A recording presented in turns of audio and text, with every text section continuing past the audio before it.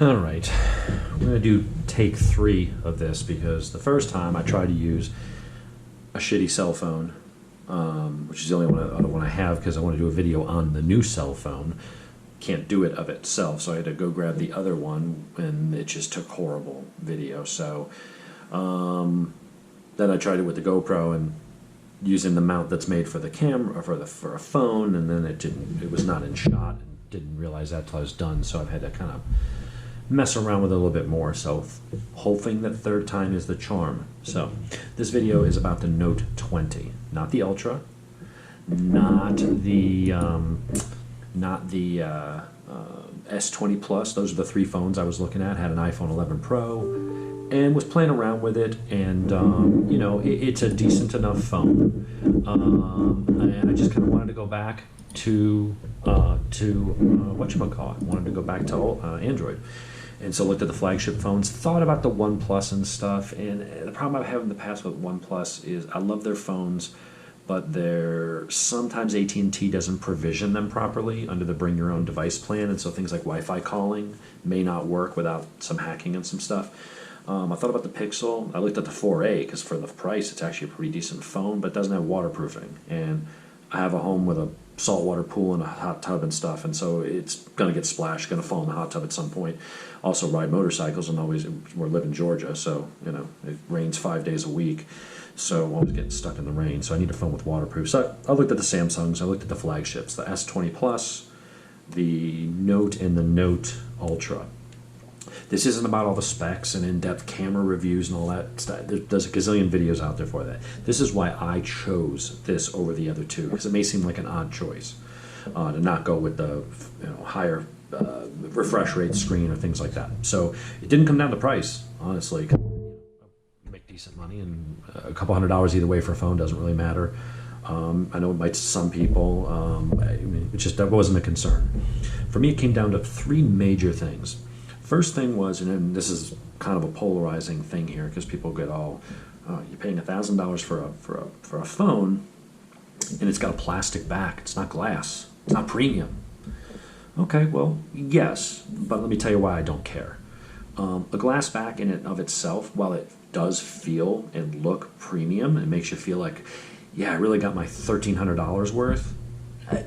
To me, that's it's form over function. A glass back is heavier, and it's, I don't think, as durable.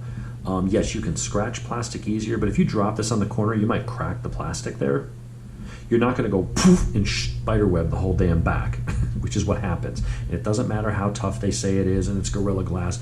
I've paid money for good phones before, my iPhone, other phones where I had, get the really good $40 screen protector that's tempered this and shatterproof, and it slips out of my pocket while I'm laying on the ground, on my back underneath the truck or something, tightening something on the exhaust. So it falls out of my pocket, and it literally falls 6 or 7 inches and hits the screen on a pebble and shatters it.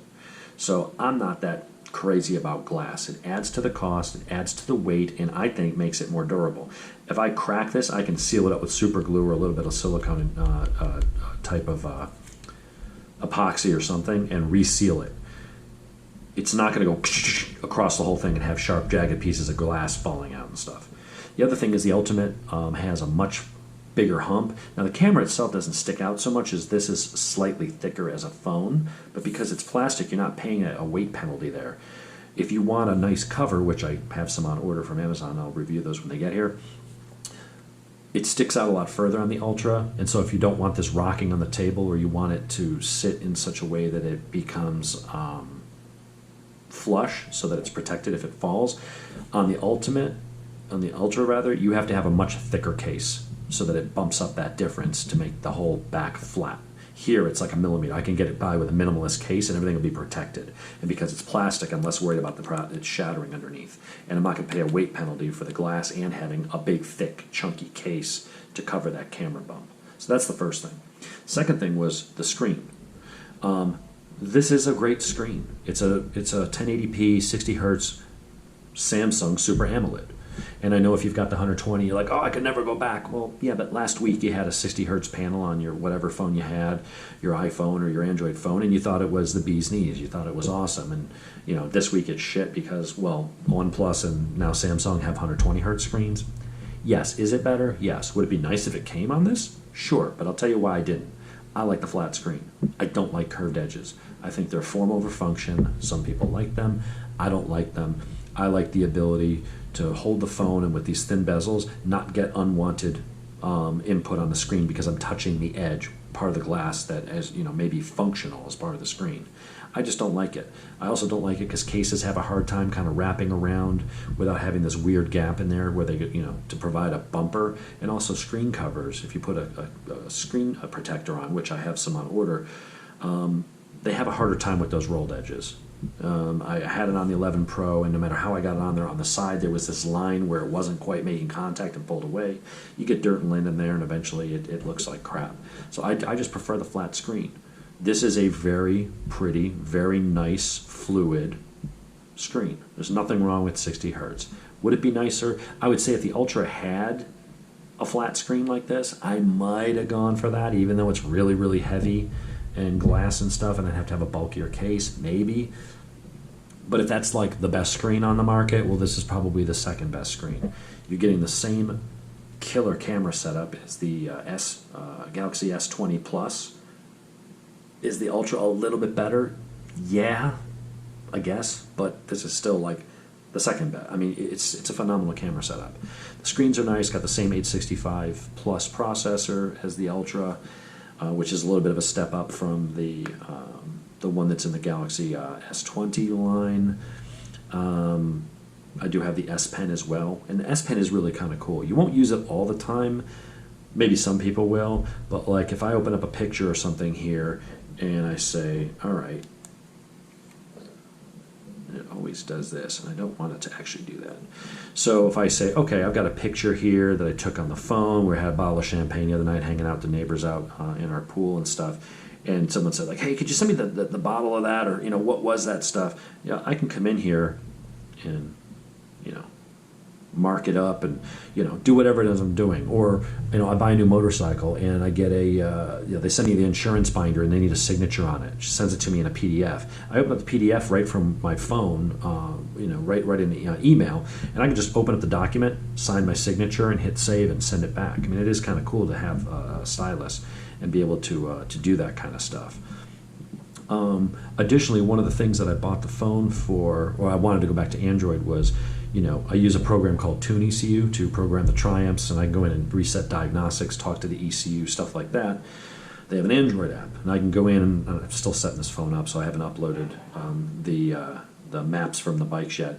But it's like an Excel spreadsheet where I've got RPM range, throttle position input, and it would have fuel values or ignition table values and things. And so wanted to go into one of those small cells and increase the fuel at that RPM and the 80% throttle by 4% to get better fueling or whatever. I can do it with my finger, but it's really hard with those little cells to kind of pinch and zoom. And it's easy to just go in and then slide the slider with the pen up and down to adjust fuel and save and send it to the ECU. That was one of the other reasons. And apparently my dogs are fighting. Can never get through a fucking video with asshole dogs making noise. But anyway, that's just some of the uses that I like having the stylus for. It doesn't have a headphone jack, but a lot of phones don't. Not a big deal. Just get the dongle converter for USB-C to a headphone jack. 8 gigs of RAM, which is plenty. Some of the others have 12. I don't know who that is, and I'm not taking that call right now. Every fucking time I do a video, some asshole has to call me, or somebody has to stop. I guess I have to swipe it. Anyway, I'm hitting the button, and I guess it's a swipe.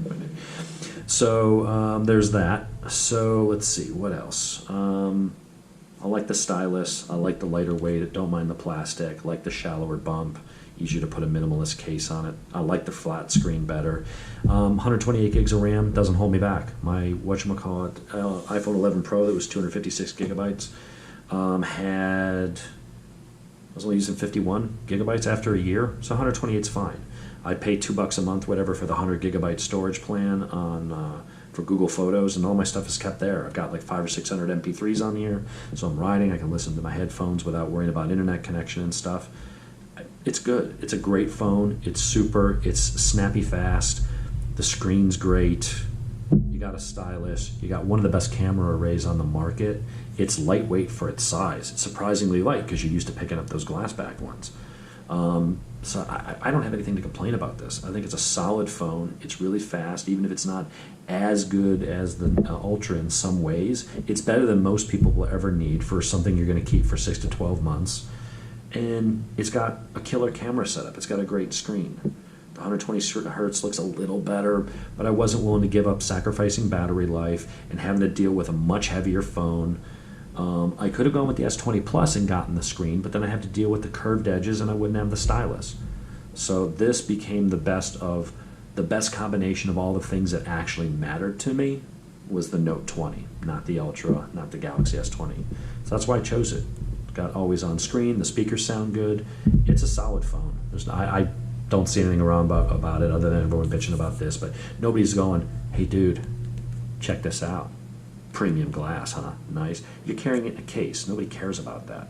And if you do, you're putting a form of a function, which is fine. That's your money.